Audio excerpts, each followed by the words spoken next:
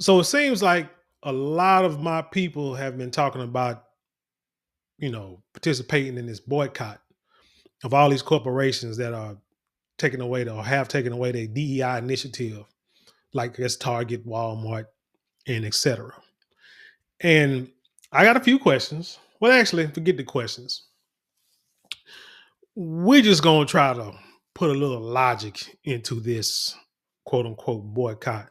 But first, I want to hear from so-called Pastor Jamal Bryant, because I guess he did a sermon the other day. I guess he was clapping back at somebody who was at the White House last week during the Black History celebration, and they had like a face, like a big face poster of Jamal Bryant carrying around. So I guess he was clapping back at that. So what I want to do is I want to hear what Jamal Bryant got to say first, and we'll get into this whole boycott thing. Let's hit it. You've been nervous all week, but I ain't afraid of the spooks that sat at the door. Hold on. First thing he said, which was incorrect. The usage the usage of what he just said was incorrect. The Spook by the Door was a book, and I don't think I have it behind me. I think it's it's in my room. But it's a book about a brother who was like worked at the in a worked at the CIA building, listening on conversation with the CIA, and brought the information back to the brothers and sisters in the hood so they can adjust their lives accordingly. He was an ally of the black community.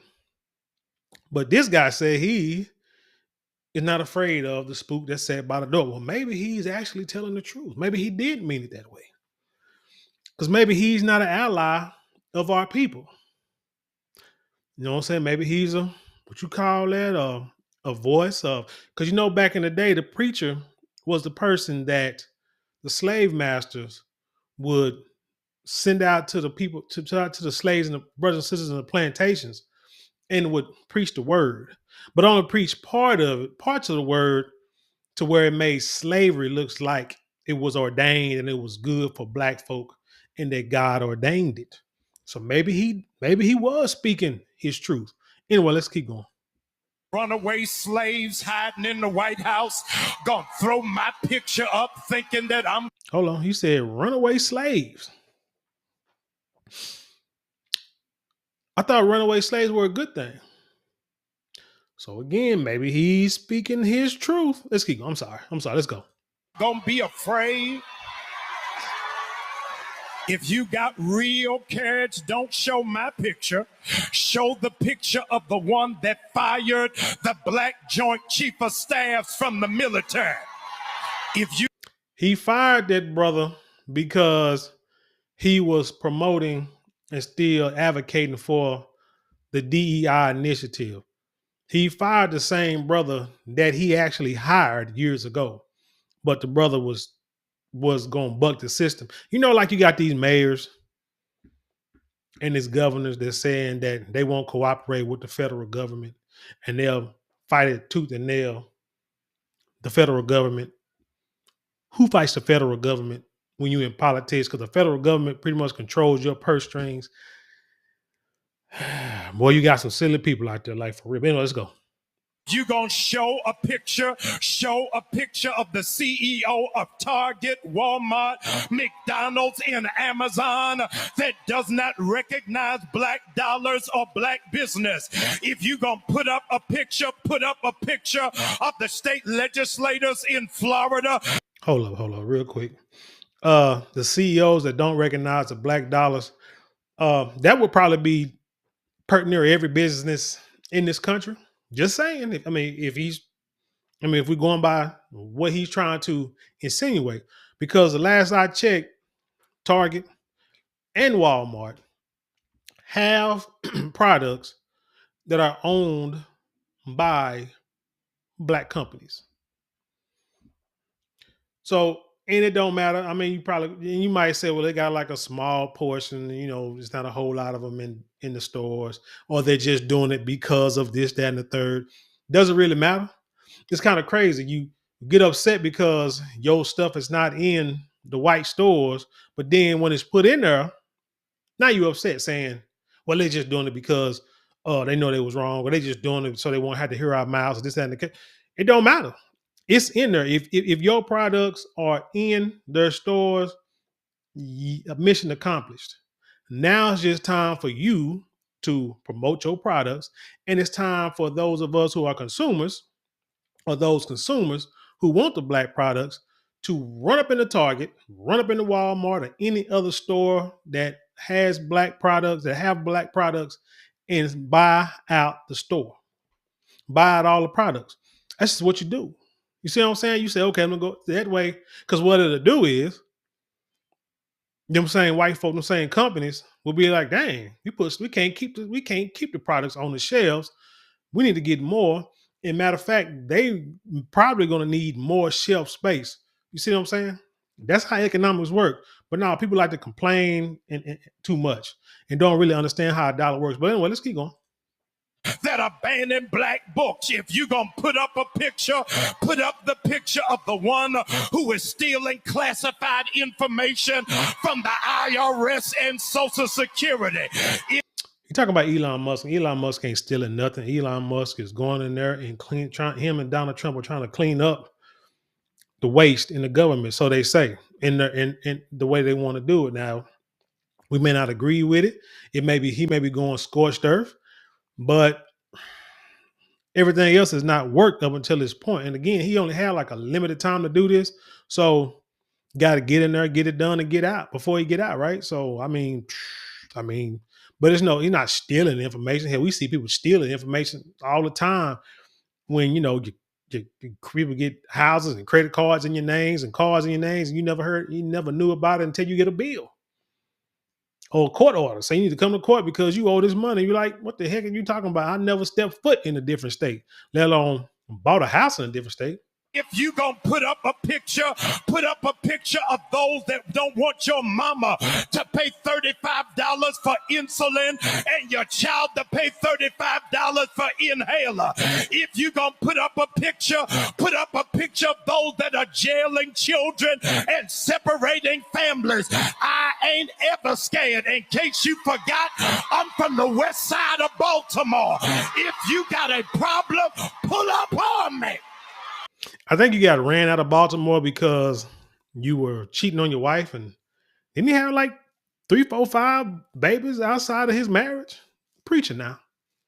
Preacher, man of the cloth. Supposed to be a representative and a shining example of the Most High. Yeah. And you went straight to the church of Eddie Long, and we know what Eddie Long was about before he passed too. So, yeah.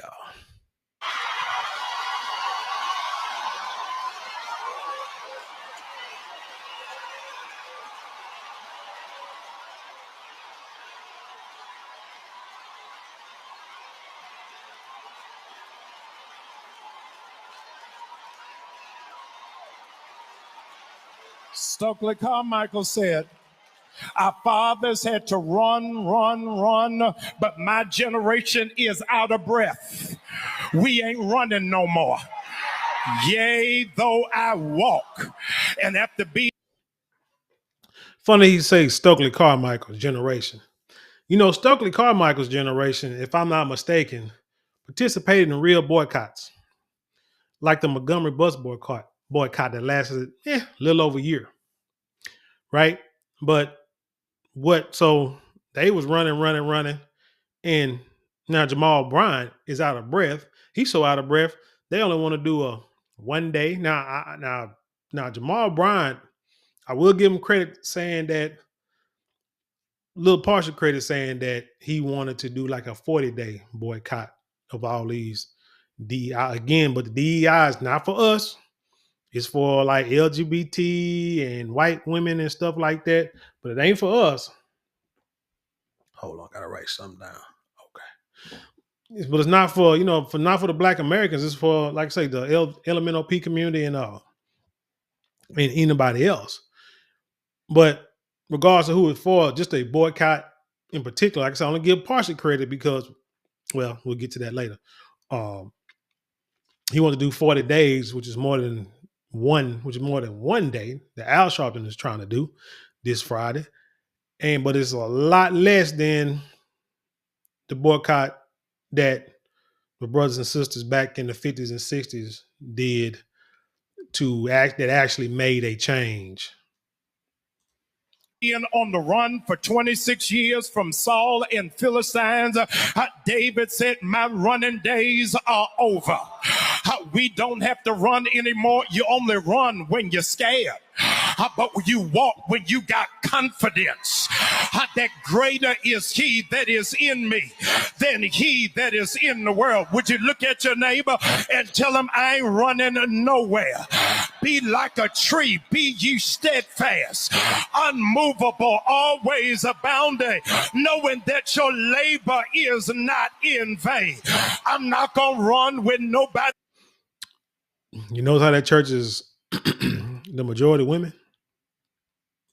Is chasing me, but I'm gonna walk like a smooth operator. I gotta walk because I understand that no weapon formed against me shall be able to prosper. All these other churches might not say nothing, but at 6400 Woodrow, we right outside of Decatur where it's greater.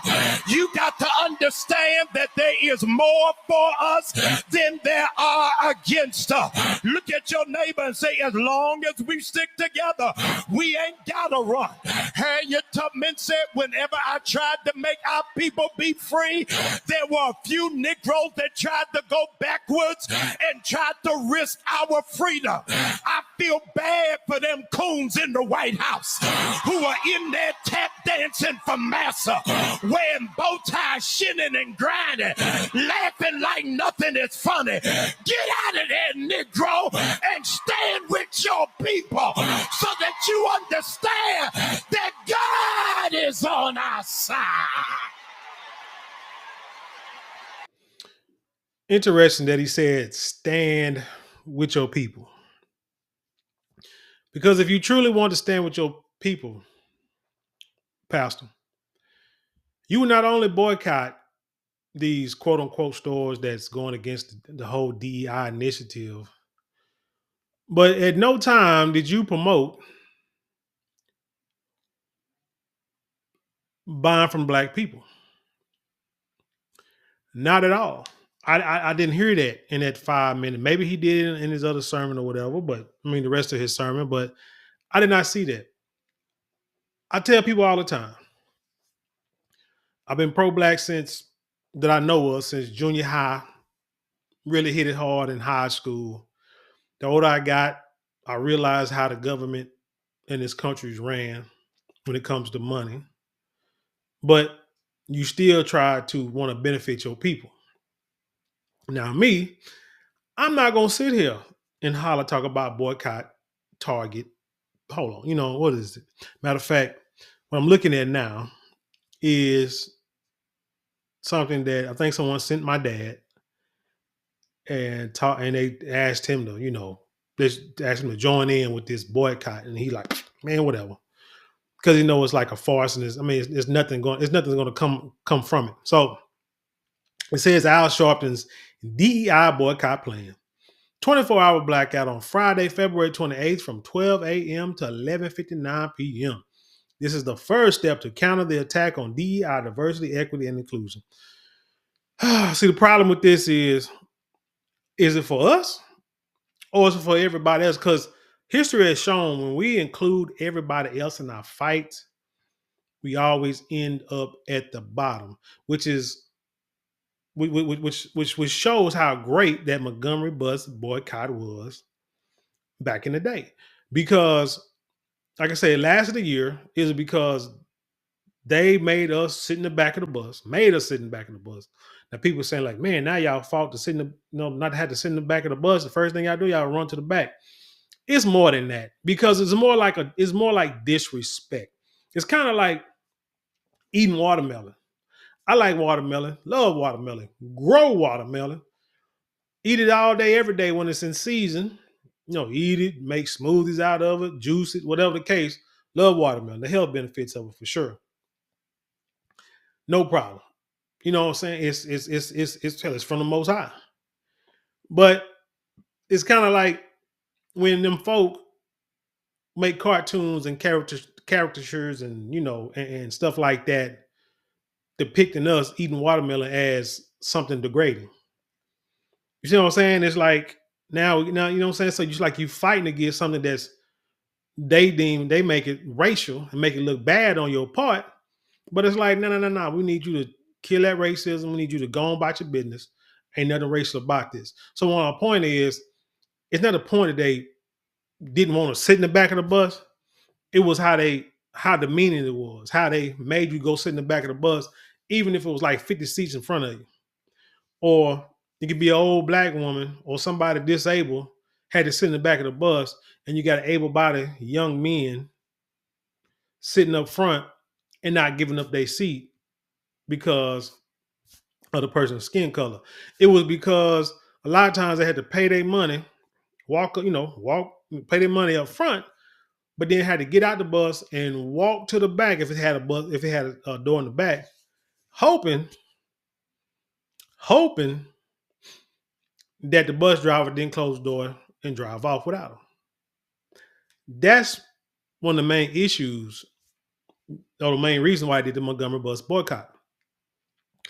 Now, what was a bad thing about it was they did it for integration, which has been proven has been like a detriment to our community, a bigger detriment to our community than anything, because it caused a lot of our businesses to go out of business, lose a lot of money leaving the black community.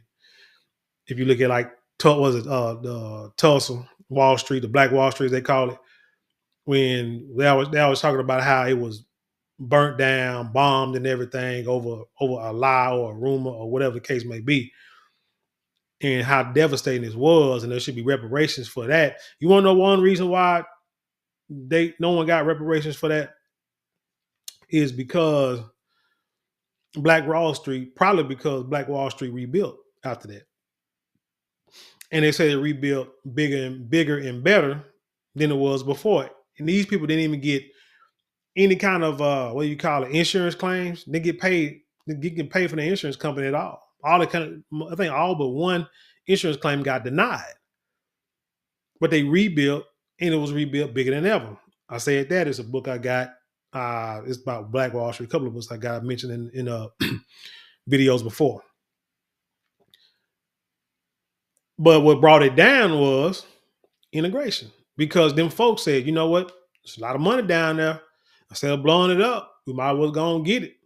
So they started allowing, Black Americans to shop on the other side of town, on the south, east, and west. Then make them stay in the north side of town. Let them shop everywhere else. What happens? We start thinking, you know how we do? The other man's ice is colder. Start shopping over there. Our businesses started losing money. Our businesses started losing customers.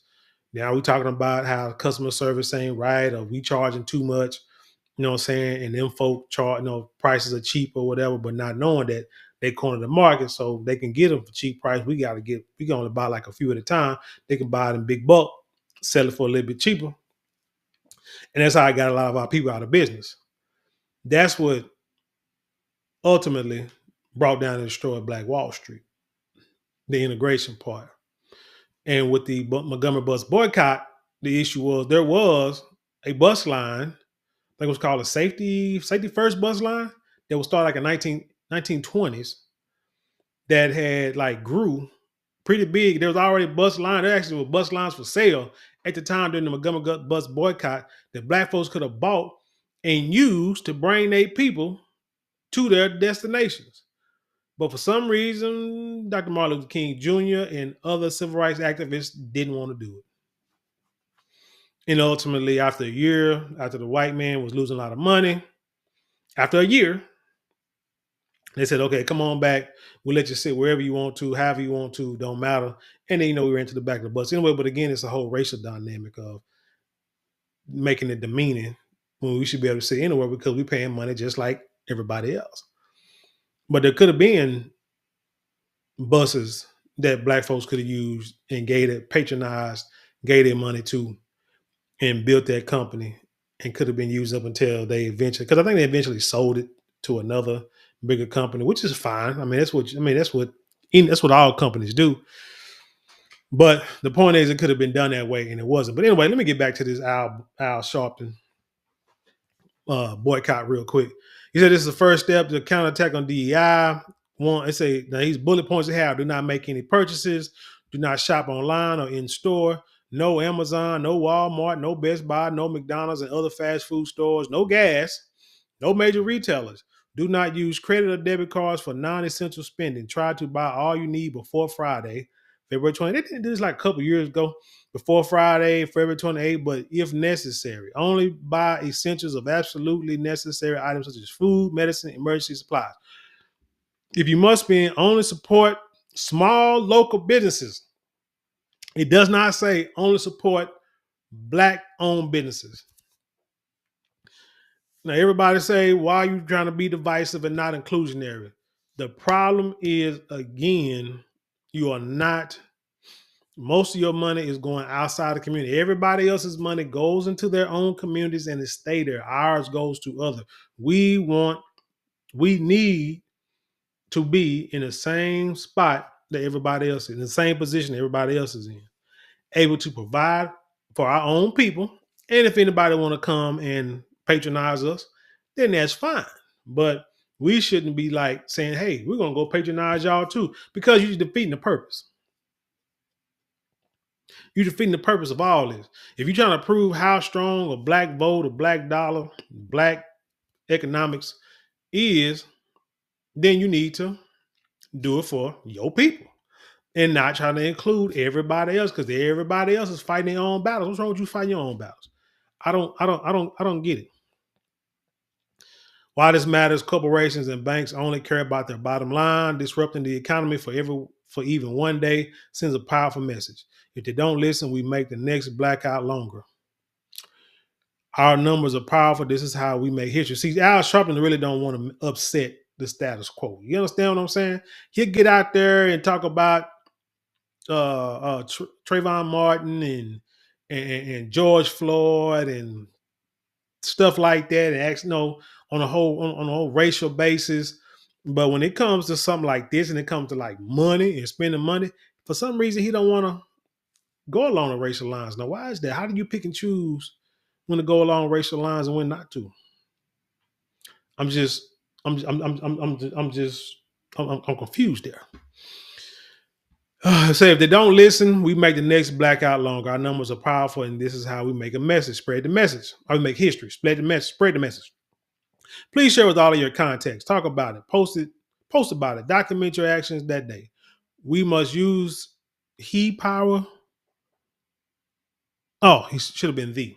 We must use the power we do have and send an economic message with our numbers, as did Dr. King.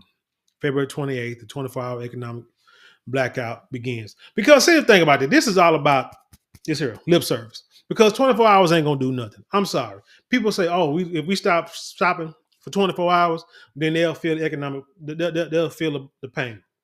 One day ain't going to hurt nobody. I'm sorry. They may feel it for a little while, but you'll be back tomorrow.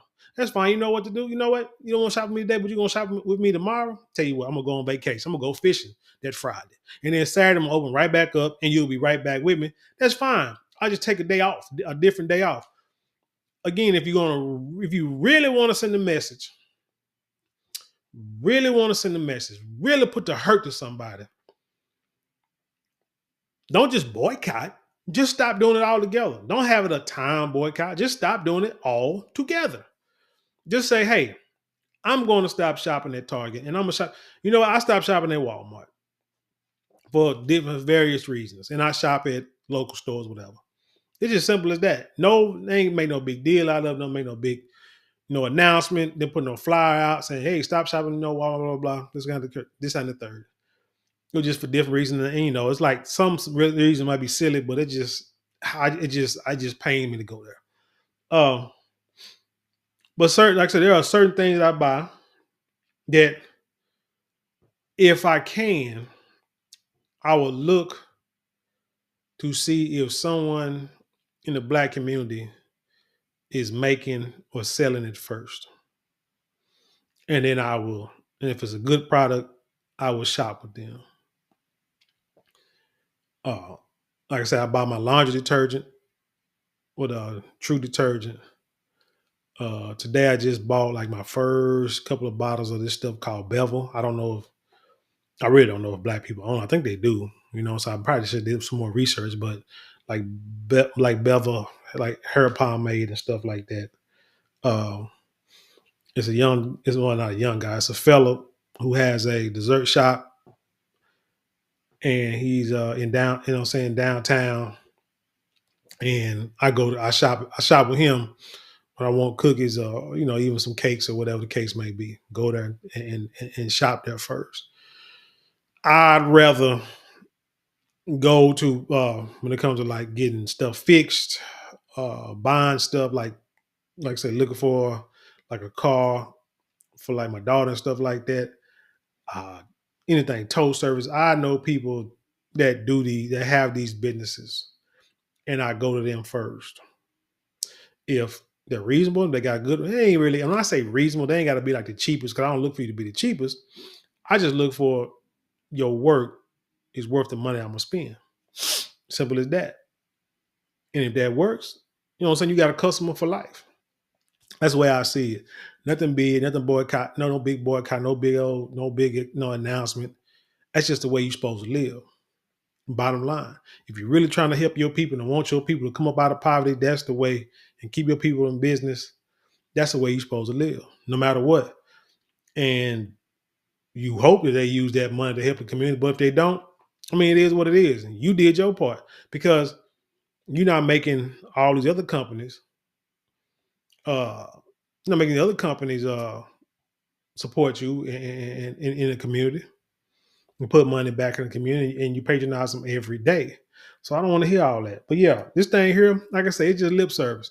This thing should be lasting longer than a freaking 24 hours or even 40 days.